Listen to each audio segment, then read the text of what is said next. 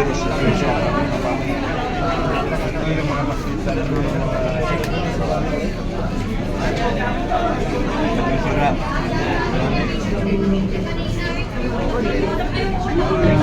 Appreciate naman sila. Yes, sir. Kasi maraming mga doubts pa doon eh. Yes, sir. Oh, sir.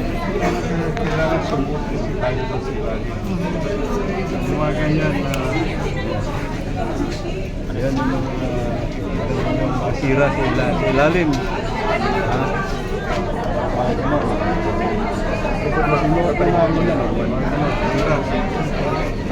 Kalawa. Hindi ba nakakatakot yan? Kalawang na talaga, sir.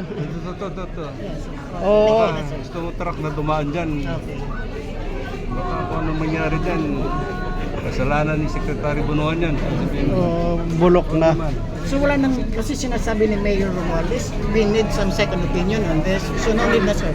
I think they were coming up with the second opinion, but at the same time, if there is going to be a second opinion, and they will, I don't want at this point in time to put on risk any motorist that will pass through it, because this is already a technical assessment done by the consulting firm. So,